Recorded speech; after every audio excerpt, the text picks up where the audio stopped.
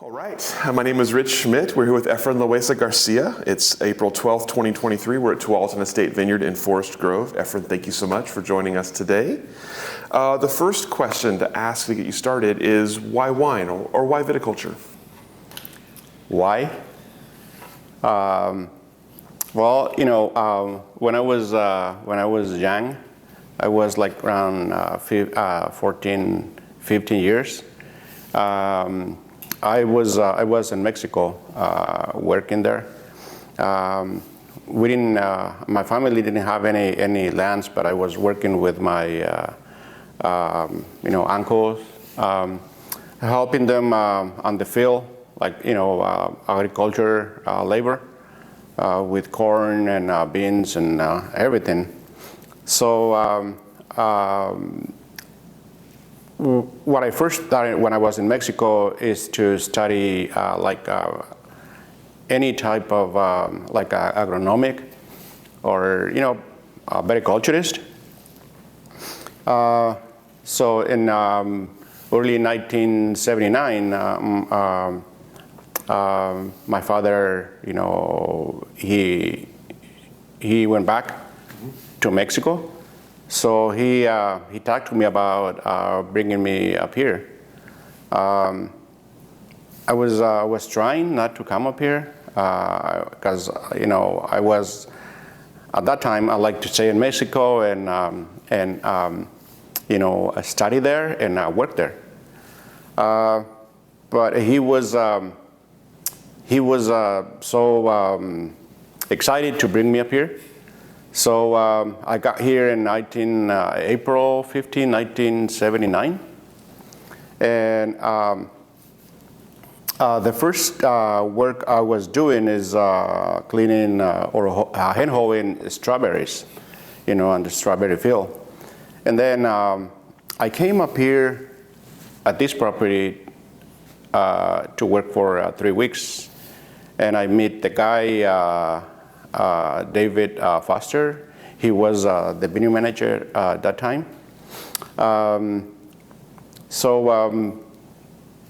He was English and Spanish speaking. Mm-hmm. So I asked him a lot of questions, and I was really interested on the vines because when I got here in 1979, the vines down there. They're going to be 50 years old this year. So they were like around 3 years when I got here.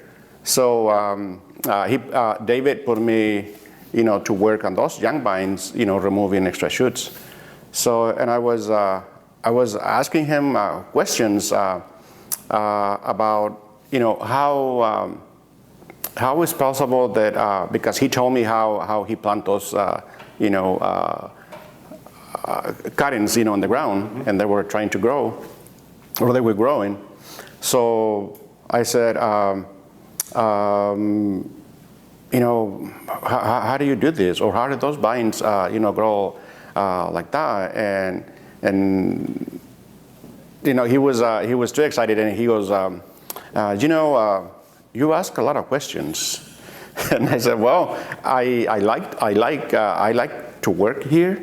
Because reminds me when I was in Mexico, out in the fields. So I like to know what I'm doing because I need to be able to do the work or treat the vines like on the right way. And those vines were like 3 years old, and the ones up there, they were like 2 years older. So he was spraying, fungicides, and at that time, what he was using, it was just sulfur, mm-hmm. and another fungicide, but he mostly sulfur. So I think I left and I came here like around May, the first week of May, and I only worked until the only for 3 weeks. Mm-hmm. So, but the last week that I spent here, he was spraying, and I asked, why are you spraying, or what are you spraying? And he goes, I'm spraying sulfur for mites. And then I asked him, and are you going to keep spraying or because I like to learn. And he goes, oh boy, you're asking too many questions. and I said, well, I don't speak English, you speak Spanish, so I'm going to take a little bit of advantage, to ask you questions. But then, at that time, I was living in a camp. And this camp, the owner was Lloyd Dykes. So he had people there, but we didn't pay any rent, but we have to work with him. So it came the time when, when the strawberries was, they were, ready to harvest, so I went back over there. So I left, thinking about here. I said, well, it's too sad that I need to work with them. But I like this. I don't know why, but I was really interested in vines. So that year I went back to harvest strawberries, blueberries, cucumbers. And then I went to Washington to pick apples. And then when I came back up here, it was like around December. So I know that at that time they were pretty close to start pruning. So I came and asked for work. And David said, "Oh, we have plenty of people. But if I need, I would like to have you here again." And so the following week, we know that the people who was working here at that time, they got in trouble. So I came back again and I asked David for work, and he goes, "Yeah, I can give you work." And by joking, he said, how long do you want to work here? And I said, I can work 20 years. And he goes, well, I'm going to give you work 20 years, but you need to move out of the camp. And it was really hard for me to to find an apartment or a home for rent. So I did it. I found, on my way home, I found, a really good person that he had an apartment in Forest Grove at that time. And he said, yeah, I can rent you my apartment. So we moved out of the camp. It was my Uncle Juan, my friend Jose, who's still here, and me. We moved out. So, when I came back, David was in front of me talking to me, and I was laughing, and he goes, "Why do you laugh?" And I said, "Well, I ask a lot of questions." And it was really interesting for me, and I thought about studying, but I didn't know how at that time. We didn't have any. I didn't have any benefits, or I asked my father if he was able to, support me while I'm in school, and he goes, "No, I need to go back to Mexico, so you need to keep working so you can earn money for yourself." So I started here, full time in 1980.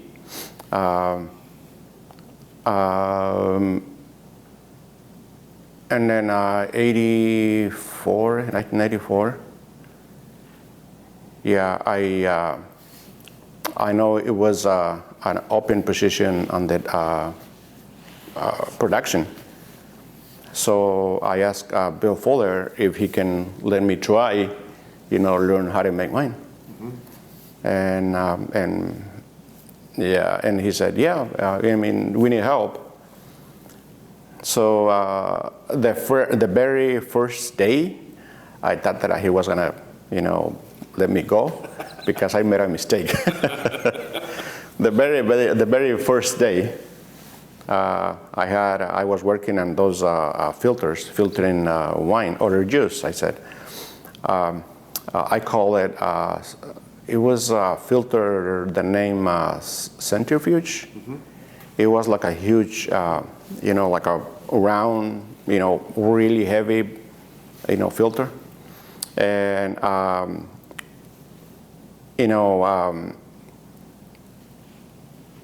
that filter had two brakes. It was like two pieces of metal that they were going inside, to stop by moving it, like spinning around. And I didn't pay attention, and I put that filter to work with those brakes. So when Bill came in, he saw a little bit of smoke coming out of the filter, and he was, "What are you doing?" And I said, "I'm working." He goes, "No, stop the filter." And he was mad. Yeah, he was. He said, we're gonna remove the clutch and see if they are fine. If they are burned, we stuck. We need to order those from Germany. So I thought myself, I think this is going to be it. So, but thank God nothing happened. The brakes were fine, and he goes, "You can keep working." And I said, "Are you going to let me keep working?" And he goes, yeah, keep working. So I worked with him for 14 years making wine until Willamette purchased this Tualatin Estate Vineyard in 1997. So 1999 was my last vintage of wine.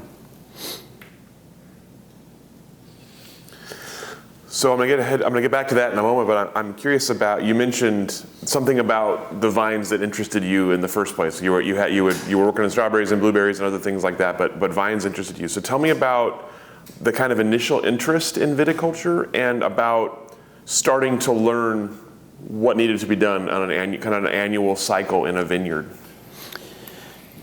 Yeah, I think with Bill Fuller, I just was, doing normal work, and asking questions. And when Willamette, purchased this property, Jim Bruneau, he asked me if I can, if I like to stay here, and I said yes. So he gave me more opportunities, like going to classes. And viticulturist classes, and by attending those, I learned, a lot of, how to maintain the vines and the soil, healthy. So I was trying to, do all my best, and because I was really interested in, how do you say, progressive? Mm-hmm. Progressive? Yeah. So at that time, it was the vineyard manager was Sterling Fox. Mm-hmm. So I was trying to, help him. He was most of the day out, or he was out most of the days. So he put me in charge, like his assistant. So in 1999, around 1999 or 2000, I think it was 99 when he left. So he suggested to Jim Bruneau to keep me as a vineyard manager. And when he asked me, I said, no, I don't want to do that. And he goes, why? So because I didn't study. I'm just, I'm going to classes, but I feel that it's not enough. So I don't think I'm the right person. And he goes, I think you are.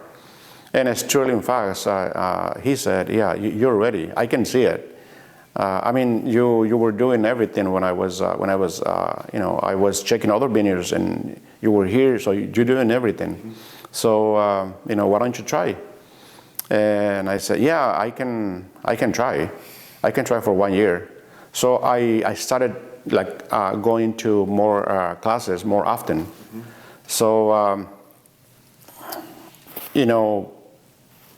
I said, I'm attending more classes, so I'm more interested because I love the vines. I don't know why I got in love with vines, that I was thinking to how to keep them in good health. So I took the risk, starting managing the vineyards. But I had friends at that time from Oregon Vineyard Supplies, Mark Gibbs and Kevin Chambers. I owe them a lot to them because they helped me a lot. They taught me, they gave me like a spray program, and I asked Mark sometimes, I asked him, the decisions that I was gonna make, with the vines. So I think that's, I thought it was like, I said, I'm on the top. But, through the weeks and through the months, I said, no, I still need a lot to learn. So, one time I thought about, going to college and learn, viticulturist. Because I knew at that time that Schmidt was offering, they had these classes, but it was too far for me, to drive down there for classes.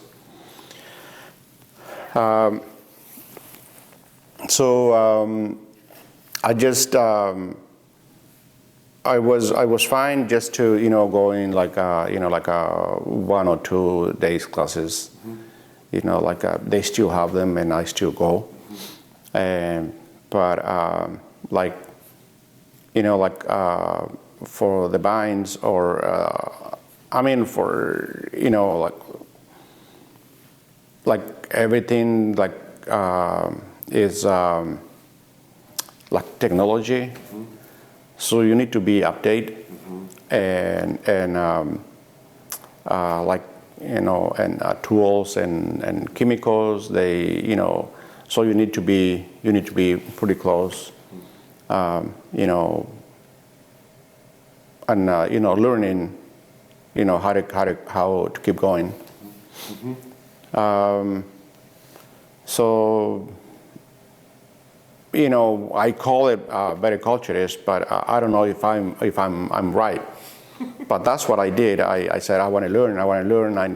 I don't have a way to go to college, so I'm gonna attend classes. And it seems like I'm doing maybe not pretty good, but I'm doing okay because this is my 23rd year. The vines are still here, so you're doing something right. Yeah. And that's incredible that, that's, they're going to be 50 years old this month. Amazing. This year. So how has as you have learned these things, as you've attended classes and stayed up to date, how has your viticulture changed? How has what you do in the vines changed? What have you sort of added? What have you learned?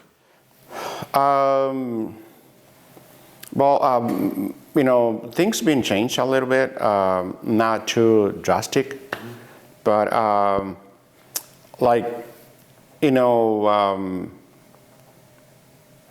we need to we need to do like, I didn't know if the previous owner or a vineyard manager was doing this, but when I started, as a vineyard manager, these guys taught me that I need to do like soil analysis and like and patio and leaves analysis.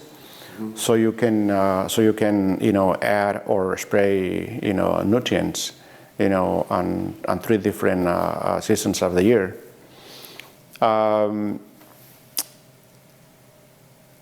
I think the things that we've been changing is that the tools and how to work with the vines, like electrical pruners, electrical tiners, and different tools to work the ground, like cultivating, like keep tools to keep to control the weeds. In the past we were doing it by hand, and it was fine, but we noticed that it was we were taking too much time to do it. And the other tool is a harvester. Last year was the first year that we used harvester up here. Not a lot, but we use them for a couple of days. That's a big change. Yeah. How did it go? Good. Yeah. It has, there is some benefits, but all needs to, the winemaker needs to make the call. Because, some winemakers, or depends on the program, depends on what you want to harvest with the harvester. But we have some programs that we have to harvest by hand. So you talked earlier about time spent in the winery as well, not just in the vines. So tell me about your time in production.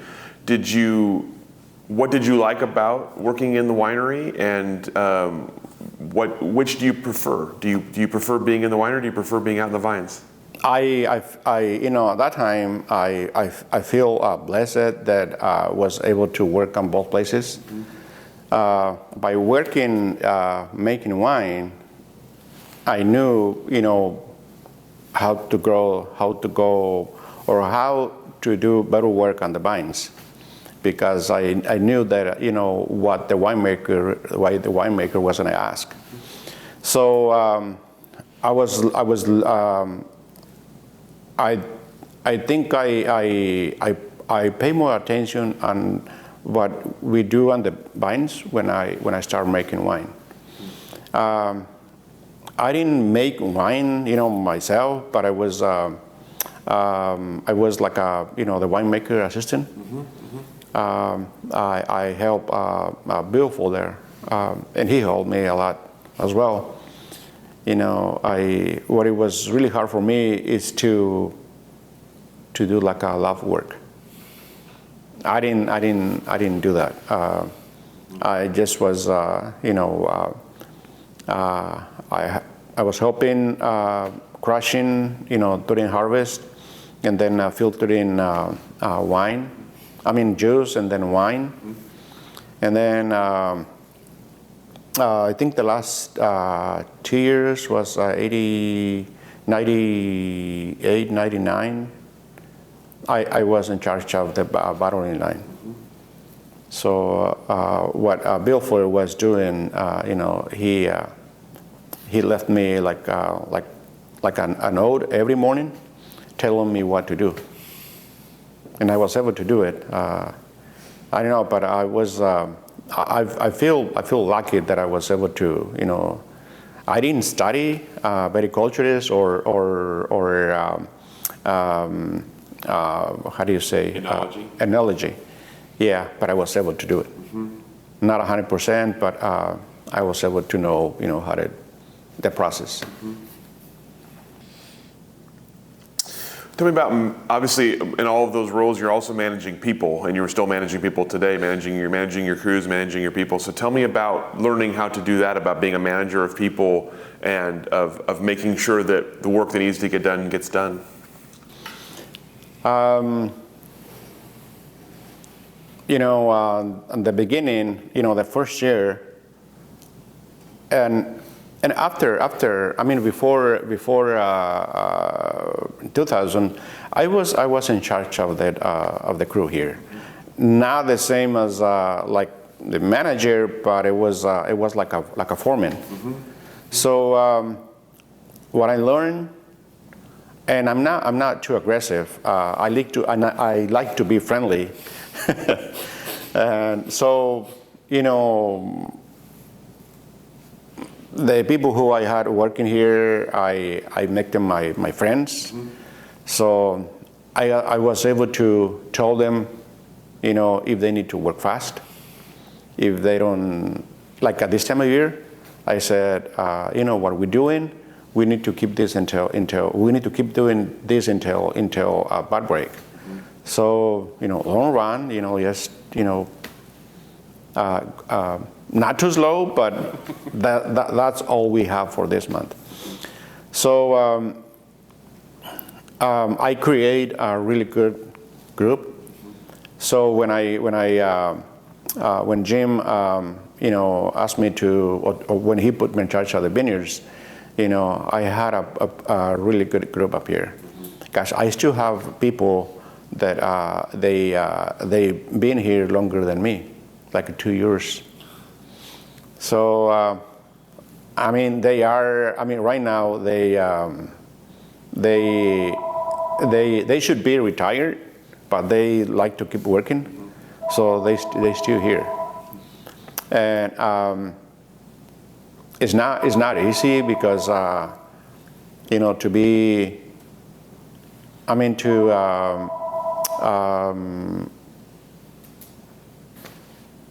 To work with 15, 20 people, and I said, on every group, you have good people, you have people that, you have everything. Mm-hmm. You have the good, you have the bad, and you have the ugly. So, but I learned how to work with them, by talking to them. I didn't push them to work and I didn't tell them bad words. So I was trying to keep them as my friends, but do the work. When it was a little bit harder for me to deal with more people when they put me in charge of the South Vineyards, because we have more people there, and people from Mexico, but not from the same state. They are from different states.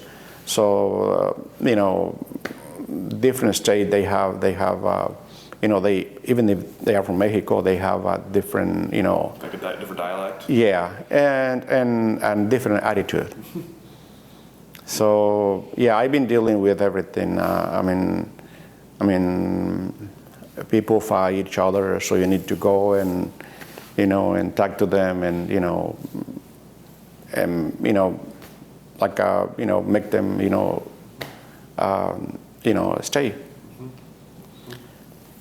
It's like I said, it's like, and same on the crew, things been changing, so. They have more, because each person they've been here for, at least 10, 15, 20 years, so they have benefits, and when they don't have anything, when they don't have something that they're expecting from like insurance or something, they come to me. And sometimes I can't help them, so I need to go to the HR department. But I've been right now I'm doing pretty good, because I have a couple of guys out there that they are really good foremen. So you mentioned in that obviously your role has expanded since Willamette Valley Vineyards purchased it, since Jim Bernot made you the vineyard manager. So tell me about what all are you in charge of now? What are the vineyards that you oversee? Well,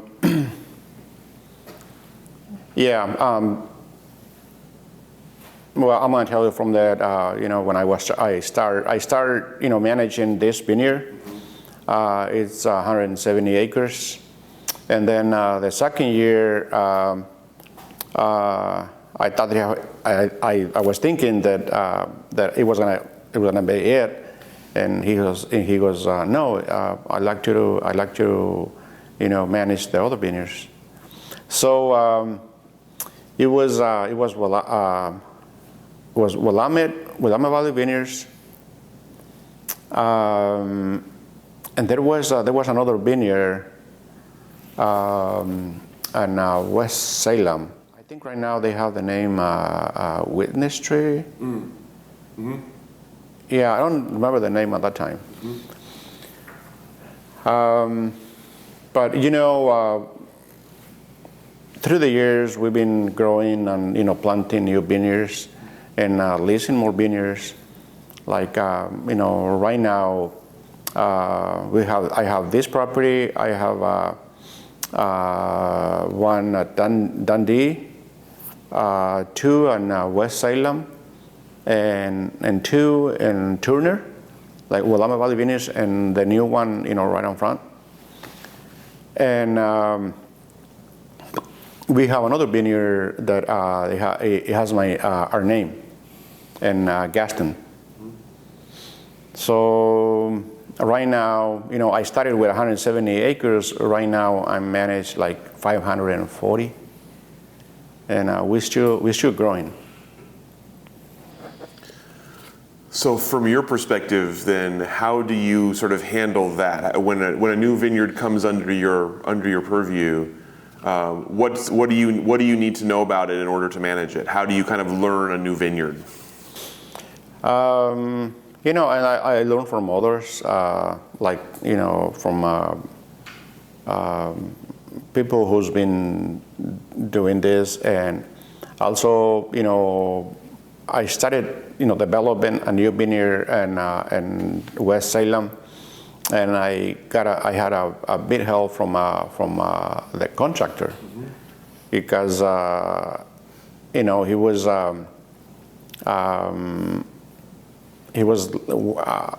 had a lot of experience working on grounds for vines. Mm-hmm.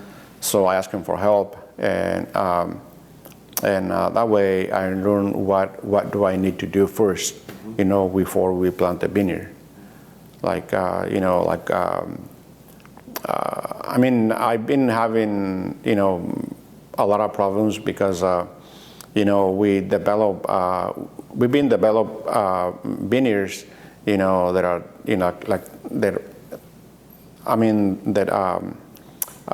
like the ground is too rocky. Mm-hmm. So,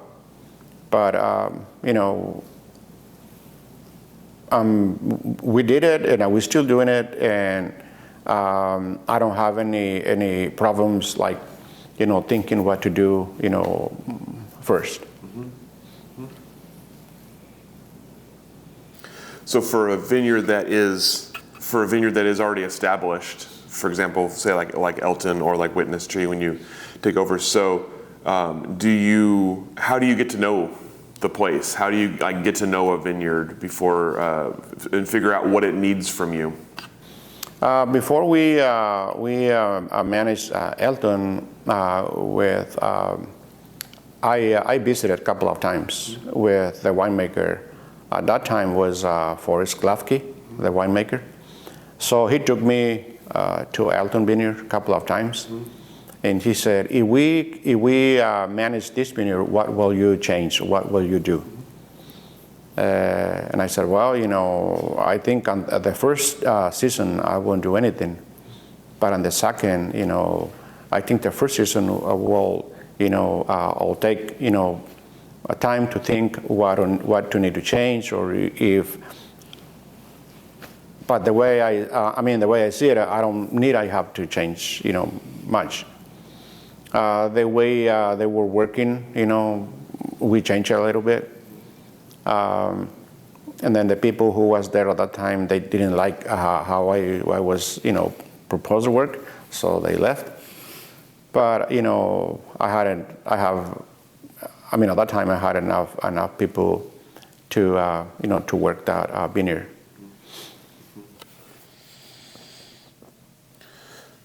So obviously you've seen a lot of vintages, you've seen a lot of types of vintages. Tell me about some of the challenging vintages from your perspective of getting the grapes ready and getting them in the door.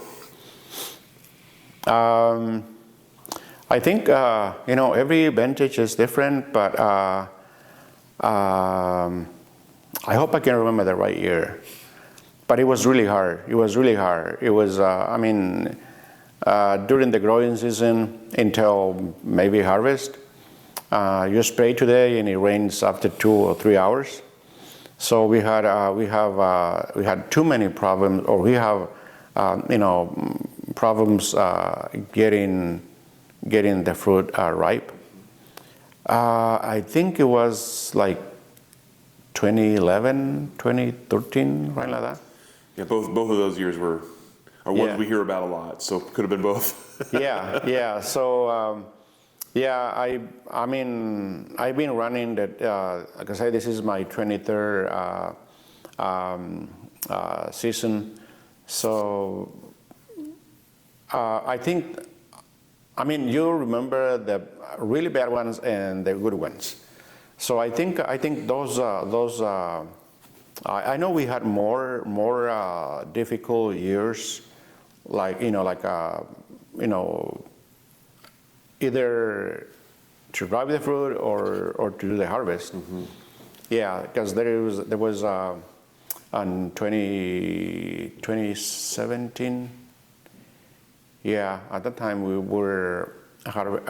have to harvest in the rain, mm-hmm. And we drill holes on the boxes so the water can drain. So simple, yet so ingenious. What about 2020? Obviously, a whole different set of challenges in 2020. Tell me about that particular harvest. It was hard because some days it was really difficult to have people working, and then we were. And my boss and the winemaker and I, we were worried about lost some fruit because of the ashes or dust. Mm-hmm. Yeah, it was, and that's when COVID started, right? That year, yeah. Yeah. So. But on the end, we were able to, to harvest our fruit. I think it didn't find any changes on the wine. So it was hard, but we were able to do it.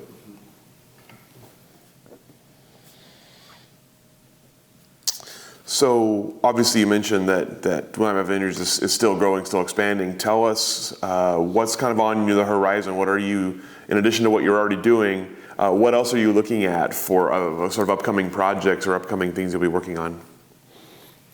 We have a couple of projects, new developments. Developments that we're going to do, this year. I hope we can do it. We can have them done before bud break. There is a vineyard. We call it Jory Claim. It's on the west side of Willamette Valley Vineyards. We started with 25 acres there. We planted those last November and December. This year we're gonna do 5 more there, and we're gonna develop a new vineyard in Dayton, 15 acres. You talked earlier about sort of some of the challenges of starting from scratch, of starting a vineyard like that. As you've done more of these kind of vineyard developments, has it gotten easier to start and get things planted and going? If we do it on the right time, I don't think we have problems. Like, for me, I like to plant vines in April. Because after you finish with pruning and tying, if we have good weather, it's a good time to plant them. Otherwise, will be until November. After harvest. After harvest. What else are you looking ahead to for yourself in the vines and wine or otherwise? Anything else kind of on your personal horizon that you're excited about? People ask me, what I like to do, in the future. I don't know. The only thing I know is I'm gonna keep working. I don't know until when, but right now I'm about, I said maybe 3 or 4 years from retired. I like what I do, and I think I can. I hope I can still doing it, until I have, 4 more years.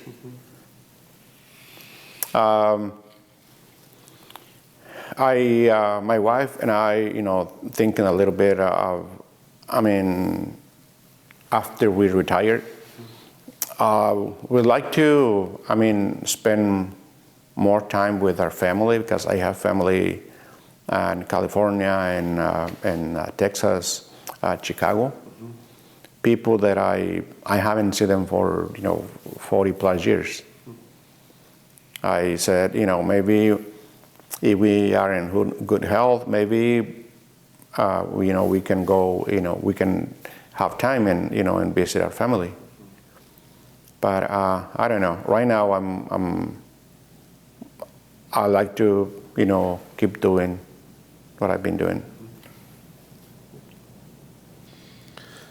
So obviously, you've been in Oregon for almost all of the growth of the Oregon wine industry. You've been here as the industry has grown. So, from your perspective, what are the changes you've seen in wine, in the Oregon wine industry, and in viticulture and winemaking? What are the sort of the differences now as you look in 2023 versus when you first started looking at Oregon wine? But the difference is that equipment. Yeah, at that time we didn't use those expensive,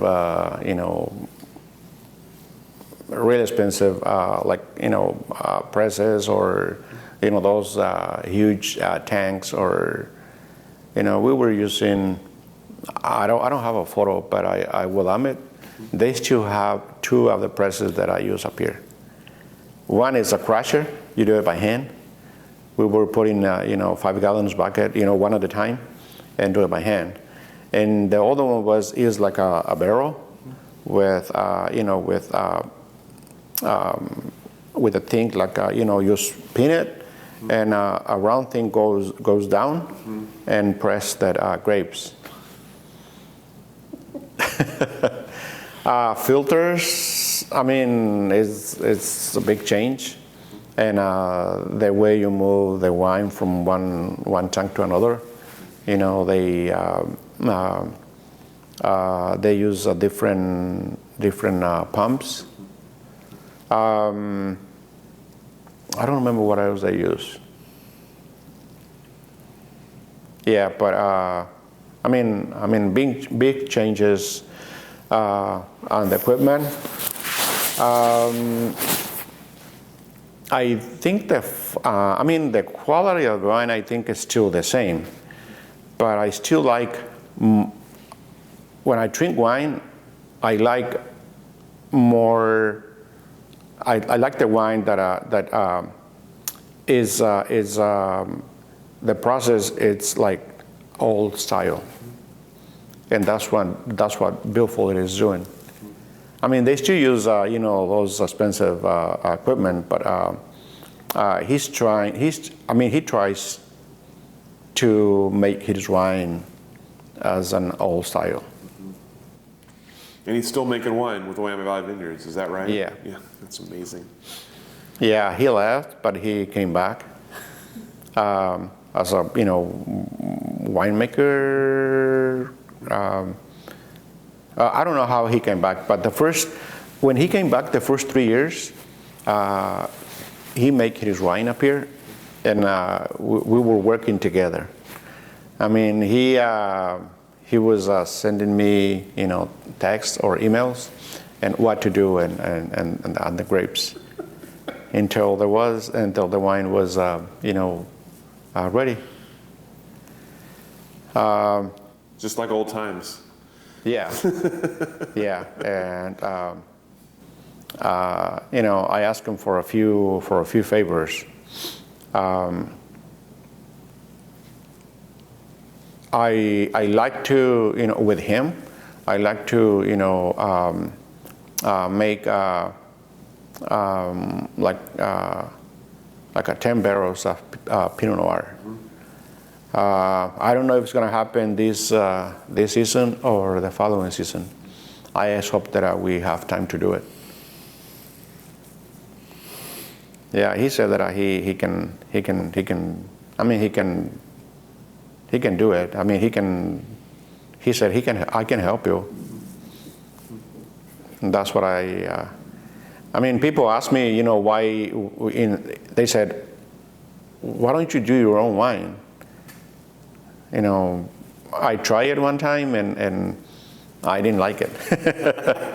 It's like, making coffee in your house and, you said, this one, this doesn't taste, the same as what you buy outside.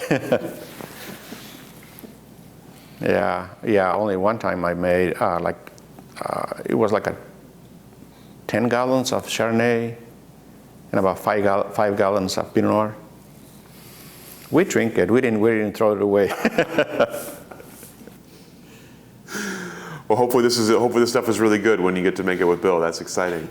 So last question for you, sort of looking back, what do you feel like are sort of your biggest accomplishments, or what are you proudest of from the time you've spent in the wine industry? The first one was, I think it was the first or second year. No, it was after. They got me a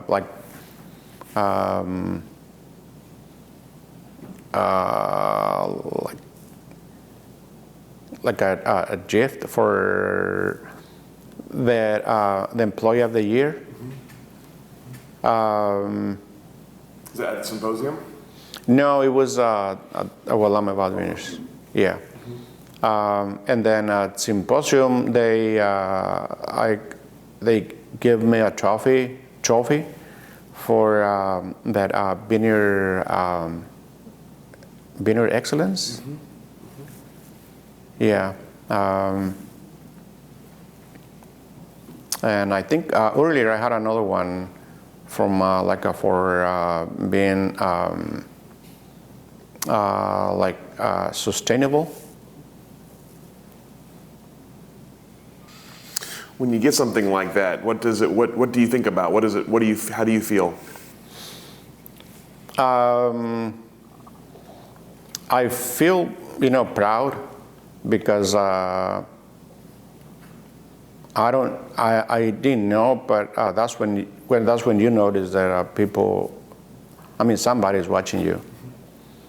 And if you're doing good, so you have those kind of, surprises. Because everyone that I got, it was a surprise for me. So,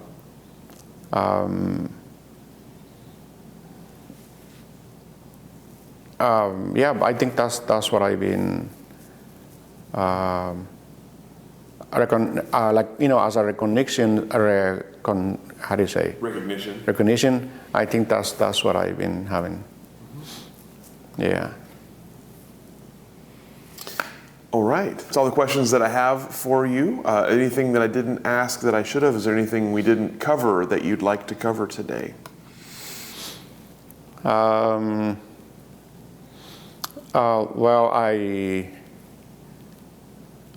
I like to tell you, but I don't know if I can explain everything. Yes, go ahead. About the vineyard that Jim, put our name on it.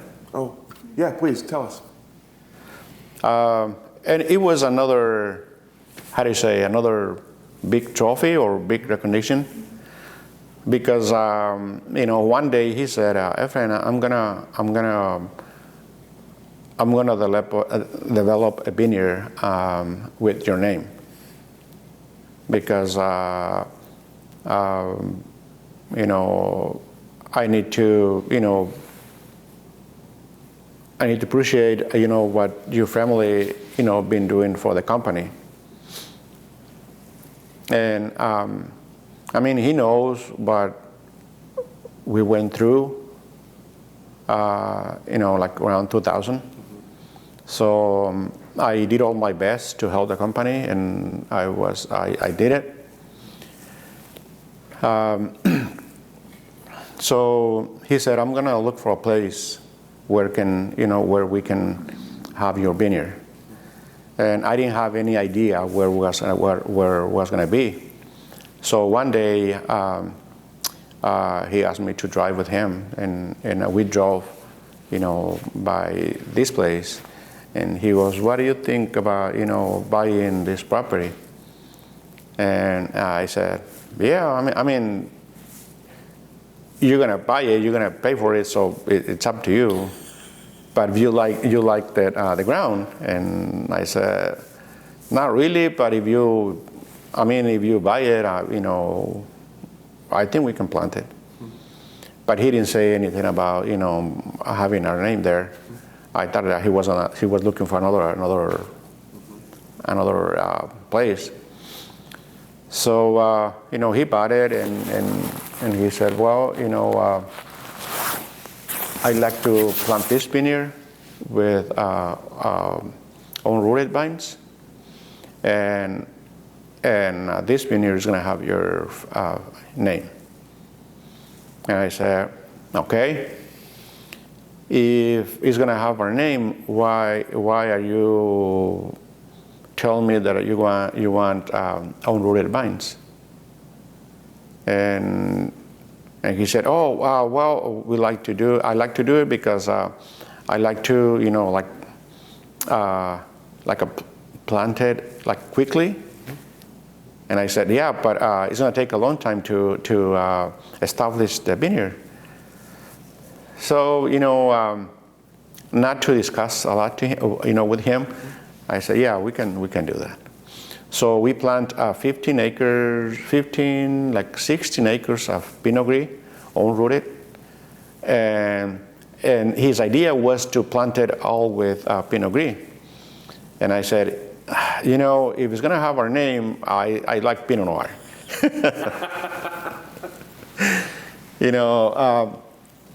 So we didn't have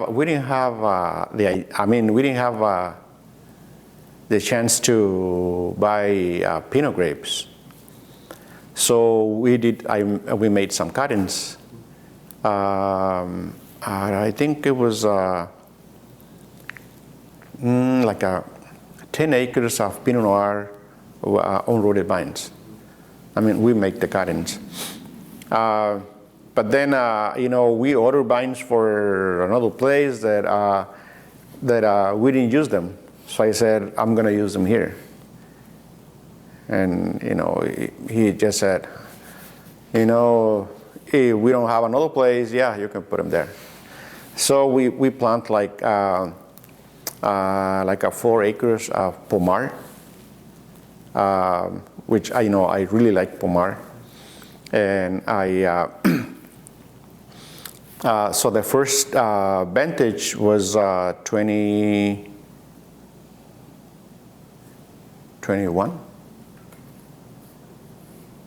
Yeah, 21. And you know,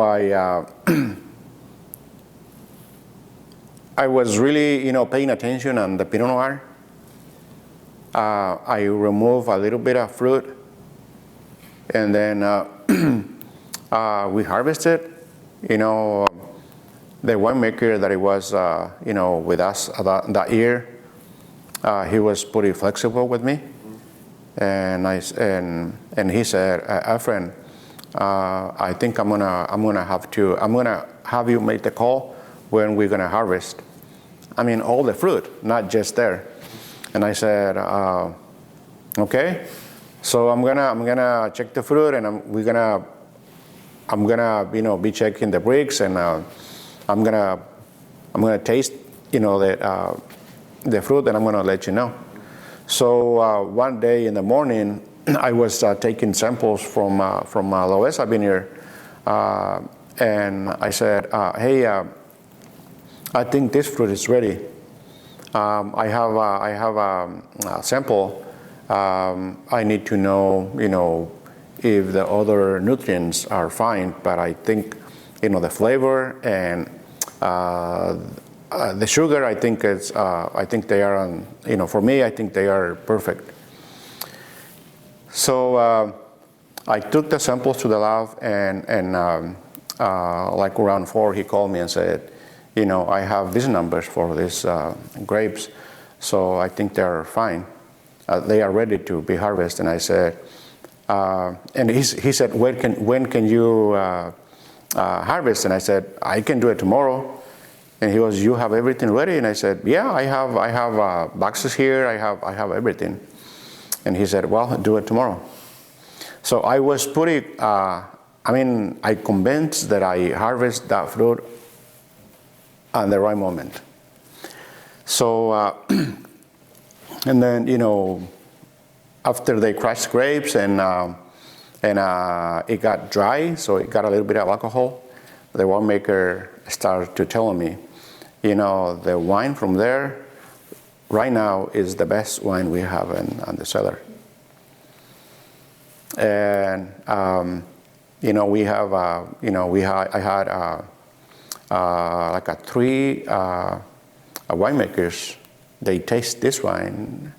They say, yeah, it's pretty good. So I think you know, it was on me that, you know, to do something to get a good fruit. Last year's fruit, it was fine, but I don't think they were great. But they said that last year's vintage it tastes good. From the Loeza Vineyard. Yeah, from Loeza Vineyard. So that's all we have for you. So thank you so much. We appreciate your time and your stories today. Thank you for taking us through your history and sharing all that with us. And we'll go ahead and let you off the hook. Thank you so much. Oh, thank you. Thank you.